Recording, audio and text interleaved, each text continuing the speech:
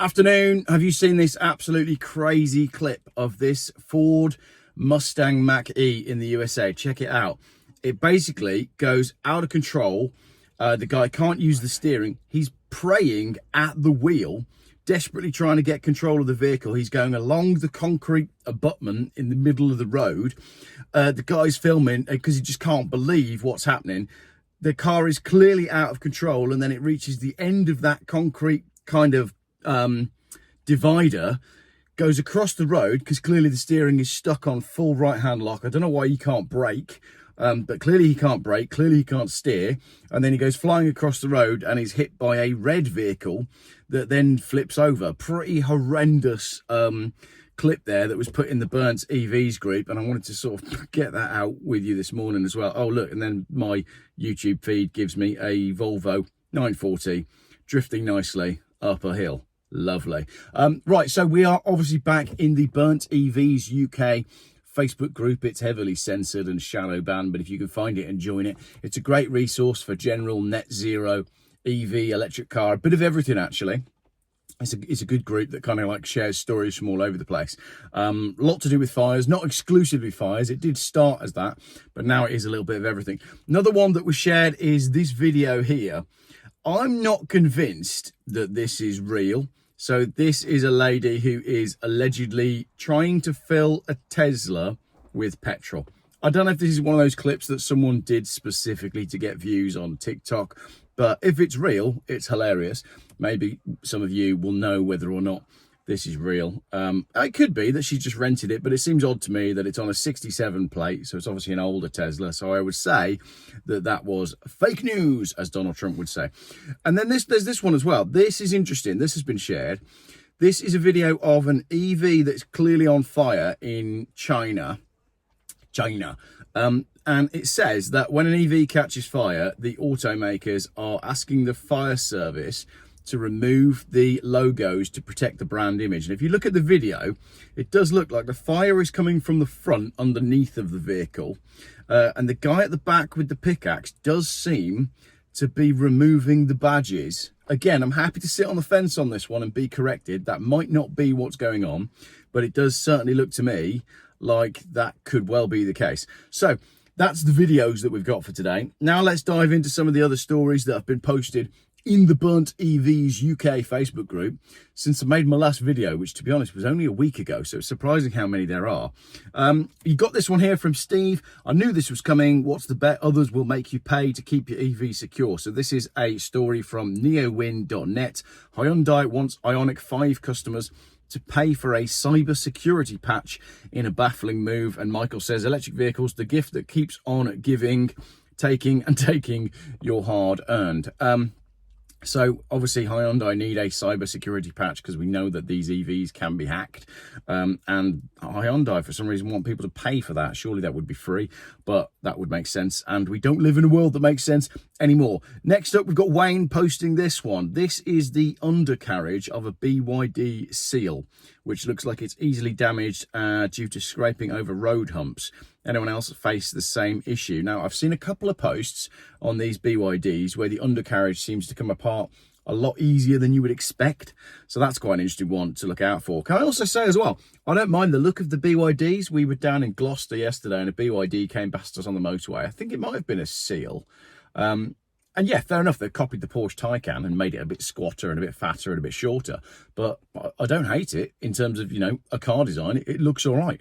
It's just the fact that it comes from China, it's electric. That's the bits I have an issue with. Next one, this is from Carolyn. This is Sadiq Khan. His road charges will see thousands pay £4,410 extra as motorists brace for tougher driving conditions. Sadiq Khan. I've said it all many times on the channel, so I don't need to dwell on it. But here's a fantastic meme that was allegedly shared by Donald Trump that wasn't, where he's on the golf course. And the caption says, we call this one a Sadiq Khan because it's a nasty little 5-footer. And I thought that was absolutely hilarious. Next one is just loading. Why is it taking time to load? The reason it's taking time to load is because my MacBook is a couple of years old and gets incredibly hot. I need a new computer, I need a new phone. However, this is this is the whole thing with electric stuff, isn't it? like after a couple of years, it's just useless. You know, this MacBook was like it was the best thing when I bought it, as was the mobile phone. And yet 2 years later, it's just overheating useless crap. And that's why we don't want electric cars. I was going to edit that bit out because of the delay, but I'll carry on. Kieran is posting another towing legend, this time from the VW ID Buzz group. Get quite a lot of good content out of the VW ID Buzz group. I've always liked the ID Buzz. I've reviewed one, I've driven one, I enjoyed it. But again, my issues are the same as ever. Sound like a broken record. It needed a 2-litre diesel engine. If they had put a 2-litre diesel in that Volkswagen ID Buzz, they would have had an absolute sales success. It would have been a fantastic thing because people like them. It's a funky looking vehicle. Anyway, towing. Kieran says, Jesus, no blaspheming, please, if we can. I don't mind a bit of swearing, but let's draw the line at blasphemy. These people are nuts. That's over 40p a mile at public charges. So he's saying that the VW ID Buzz, when towing a caravan, is doing 1.5 to 1.9 kilowatt hour. And someone on the last video made a really good point that like we should be comparing electric stuff with petrol and diesel stuff in a better way than kilowatt hours, but there we go. And Kieran says his Transit Custom averaged 39.9. If I dragged an acoustically transparent effluent transportation module, that's a caravan. An acoustically transparent effluent transportation module. I like that. That's why we ripped the toilet out of our motorhome. Oh, motorhome update. Probably coming in the next few days. The seats have been upholstered and they look fantastic. So anyway, so someone is posting about the Volkswagen ID Buzz. We arrived at our Cornish campsite having driven 202 miles at an average of 1.9 miles per kilowatt hour. We charged halfway at the Tesla site at Darts Farm near Exeter and reached 140 kilowatt an hour, which was faster than the EV6 used to get. So we're boasting about the fact that we've driven to Cornwall and had to stop on the way. I like to not stop. I've said this so many times, and you'll see on Sunday's road trip video the amount of times I compare driving between Birmingham and Cornwall, because I used to do it so much when I used to live in Cornwall. You can do it without stopping. I don't want to be stopping at Exeter with everybody else in the summer holidays. So there we go. 1.9 miles per kilowatt hour in a Volkswagen ID Buzz. Next one, loading. This is Mark. He is saying, what an absolute disgrace and robbery. Car tax-based emissions is now charging zero-emission cars at the same tax rate for a Tesla as a Land Rover Discovery. UK tax should be called daylight robbery. This is too far. So this is an EV. This is a Tesla, and he's now having to pay £195 for 12 months road tax, even in a zero emission vehicle, even on incredibly bad roads. I joked about this the other day when I said when we drove back from Gatwick, I saw 4 vehicles with punctures, which was more than I saw across all of Europe. And yesterday, just coming back from Gloucester, Worcester to Gloucester, it's like 3 junctions on the motorway, 2 cars on the hard shoulder with flat tyres. You know it, I know it. The roads are just terrible. We're absolutely being taken for a ride. Here's Keith posting, driving a classic car for 37 years releases less emissions than producing one electric car. Again, something that is hot on my mind at the moment because most of the cars I drive are 30 years old and are incredibly high mileage. And that is the way to look after the planet. Don't replace all of your stuff all the time. Like the MacBook that's overheating that now needs replacing, like the phone that's going to overheat in a minute that now needs replacing. We're like heading towards this mythical land of net zero, and nobody seems to be saying that we should be making products that last, not products that need replacing every 18 months. All these people in all these EV groups as well, none of them have paid cash for their car. They're all on 3-year deals or their company cars. So it's just balls, isn't it? It's all balls. Here we go. Steve posting from Net Zero Watch. Britain is being urged to follow Norway as it restarts the North Sea drilling licenses. So that is a little bit of hope there. That we might actually start to do sensible things. And I've said this in videos in the past. I don't understand why, if you were running the country and we are a small island, we have the North Sea, we have oil, we have obviously wind and water and all sorts. We could make this island fantastic if we wanted to make it fantastic. If we wanted this island to be like a proud symbol out in the ocean, just off of Europe, it could be amazing. We could be an incredible island that has our own resources, provides food, provides energy, does all of that for the people that live on the island, if the people that run the island wanted to do that instead of running it into the ground, which is clearly what they're doing. Next one. I'm going to have to edit this because there's so much loading time. Oh, look, we're in the Volkswagen ID Buzz group again. This is Kieran posting less moving parts, better reliability. I think there's something in the Kool-Aid. This is a Volkswagen ID Buzz going on a low loader.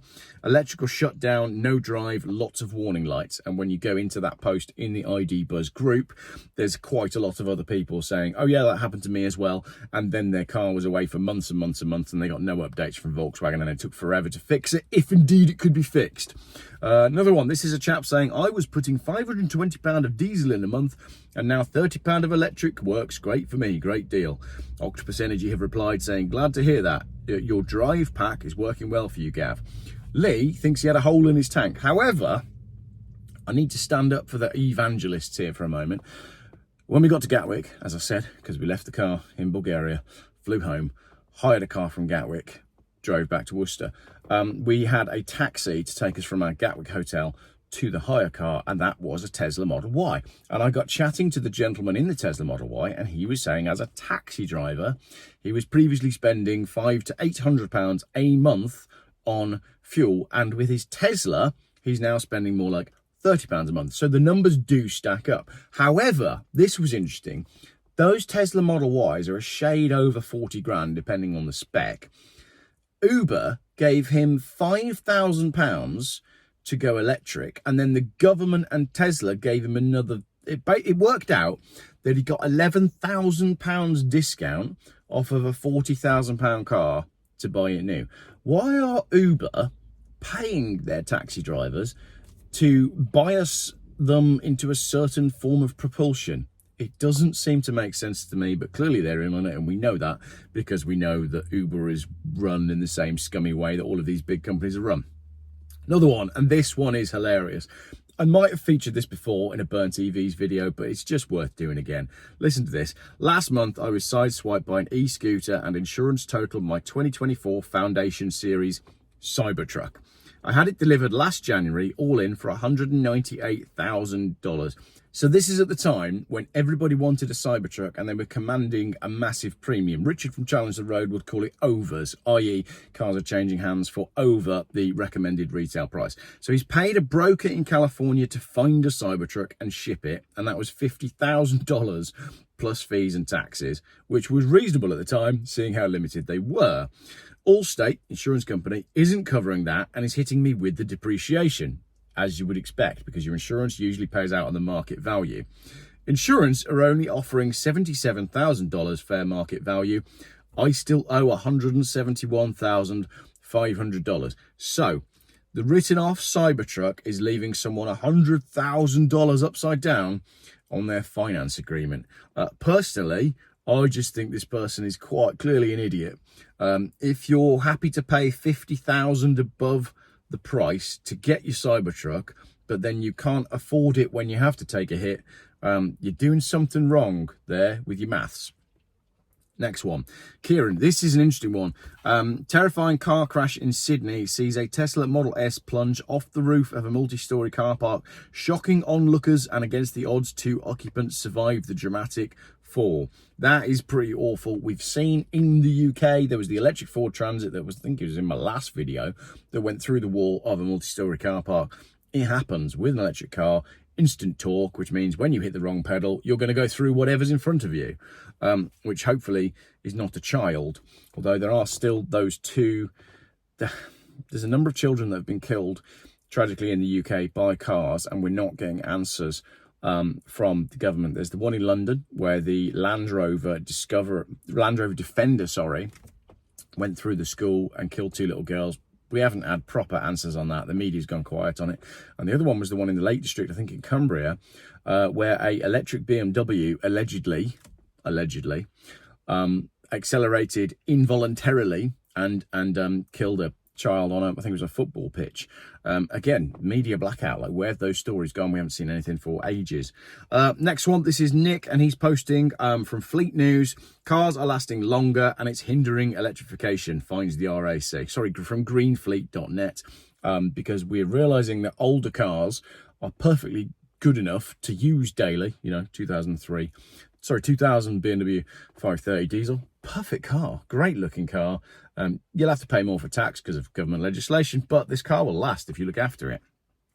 And if you weld the sills. This one does need the sills welding. We're back in VW ID Buzz for this one. This is the Blue Anchor pub in Crowborough. This is a Volkswagen ID Buzz that burnt itself to the ground whilst charging. But obviously we're told that electric cars do not catch fire. That's hilarious. That can't be real. Look at the advert from the Co-op at the bottom there. So underneath the Crowborough News post, there's a Co-op sponsored advert, which means it's been put there by the algorithm, which says Co-op members save more on barbecue favourites. Hilarious. Underneath a post of a VW ID Buzz on fire. We're getting towards the end now. This is an interesting one from Ivor. Ever notice how the media somehow seem to come out with the same angles on the same stories, and that angle mirrors the government's position? Yes, we've all noticed it, because all of the media is bought and paid for, and 9 times out of 10 you're reading propaganda. So that is 3 different articles, BBC, Sky News, and then BBC Local, all posting the same gump about over 70s driving ban eye tests, which we touched the other day on the channel. So yeah, I mean, we know that the media's in on it, and you've got to do your own research and stand up for yourself and your own beliefs, basically. Gordon is posting, airlines don't trust batteries. Another airline announces a phone power bank ban. Yes, had to leave my power bank in the Volvo in Bulgaria because I can't fly home with it. So they're not safe enough to go on an aeroplane, but they are safe enough for you to sit on top of with your family for hours on end. You make the decision if you want to.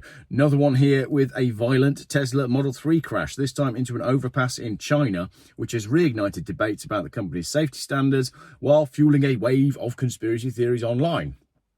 By conspiracy theories online, they mean people trying to find out what actually happened because they don't trust the media because of what we just discussed. Questions are mounting over what really caused the deadly incident as shocking footage circulates. If I can find the footage, I will post it up here, unless it's really grim. But that is another Tesla going out of control. How many electric car stories have we had where the vehicle has gone out of control in one way or another? This is from Gary Spice, not connected to Ginger Spice, Sporty Spice, or Posh Spice, I assume. Essex County Fire and Rescue Services. This afternoon, our firefighters tackled a shed fire that had started to affect 3 nearby properties. Yada yada. The fire started in a mini battery energy storage system connected to the solar panels. Everybody is connecting solar panels to battery energy storage systems, and there is a risk that at some point those are going to go up and burn your house down. So that's exciting. There's another one coming up in Australia in a minute as well.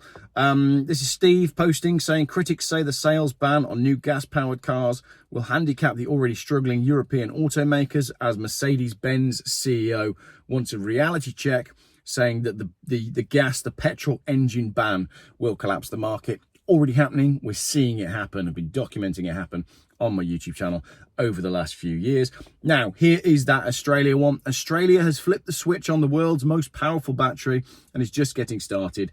Australia activates a $1 billion super battery, which will be the world's most powerful battery. I just put that in there so that we've got a date stamp for when we talk about that. That was launched on the 6th of August. It's now the 16th of August. Let's all look out for the moment that we see Australia's largest battery plant catches fire, millions of stuff of harmful stuff goes into the atmosphere, authorities baffled, which is a news article that we'll be seeing next. Are we at the end now? No, not yet. This is China. China's car inventory hits 3.5 million, piling up, and even at 50% off, they can't sell.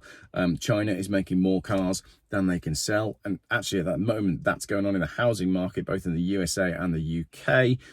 There's more houses for sale at the moment than buyers, and the gap between how many houses are for sale and how many buyers there are in the USA is bigger than it's ever been. recession, giant collapse incoming. Now, this is some hope here from Alan Sterling posting this one. Toyota is doubling down on its belief that internal combustion engines will have a strong future. Partnering with Subaru and Mazda, Toyota is developing a new family of smaller, lighter 1.5 and 2 litre 4-cylinder engines designed for maximum versatility, capable of running in hybrid, hydrogen, biofuel, synthetic fuel, and even extended range electric vehicle setups. So Toyota has seen that things aren't going well in electric and are looking at developing new internal combustion engines. That's good news. That's where I always said that we should be. Cars like the Volkswagen Up, small, lightweight, tiny, very efficient, very cheap. That's where we should be going, instead of 2.5 ton electric SUVs that do 1.5 kilowatt per mile. This one's brilliant as well. This is from Graham. He saw this in a electric car group. This is a chap that is in France touring with his electric car, 1,000 kilometers, and they got to their long planned last charging stop to find that there was a jumble sale going on. So in order to charge his car, he would have to move the tables or buy all the stuff that is for sale on the jumble sale table, and then you could say, now that I've bought all your stuff, can I please, you could buy the table as well, but that does make your electric charging a little bit more expensive if you have to buy all of the gumph that's at the jumble sale at the same time. Another one here from Steve. Are we surprised? Says it all about our government trying to hide the EV fires, because the Daily Record is reporting that electric car fires in Scotland could be massively underreported. And then Steve again is posting an M-Guy video about the, have you seen this jeans advert? It's absolutely brilliant. So what was it? I can't even remember the jeans company it was, but basically a jeans company used a model called Sydney Sweeney, and it was a really simple advert. I'll put it up here because it's really good. She's walking from a car to her jeans, or from a jeans to a car, and all it says is, Sydney Sweeney has good genes. And they posted this. It's like an anti-woke advert when you compare it to what Jaguar did with their non-binary, non-human, we're all pink, we're all bi, we're all this, that and the other. And Jaguar thought they would win the world with that. And basically just a good-looking girl with a Mustang and some nice jeans, and their stock went up, and it was like a huge success story. And I just threw that in there because I thought that was hilarious. And the last one, this is in another Geoff group that I run called Look What I Found, Geoff, cool, cheap, retro cars for sale. Ben has posted, this is Geoff getting another Volvo delivery. That is from a UK Checkpoints Facebook page that basically posts pikeys doing dodgy shit, and they're hilarious. And here's a guy who's trying to transport a Volvo V50 estate with one strap over it in a transit van. Excellent. That is my little roundup of everything that's going on in the world of EVs for this week. And if you all keep posting in the Burnt EVs Facebook group at this rate, then this will become a weekly thing. Thank you very much for watching. If you'd like to buy my BMW 5 Series and do all the work of yourself to get the MOT on it, because I can't really be bothered, then it's on Facebook Marketplace. Check out Facebook Marketplace, type in BMW 530D, you'll see this one. And if you're interested, maybe you can save this car instead of me saving it. If it doesn't sell, then I will save it. We'll do the sills on it, and we'll get an MOT on it. So that's that. Thank you very much for watching. Enjoy your weekend. No videos now until Sunday night, 8 PM, when the big road trip goes out. And hopefully you'll enjoy it. Have a good one.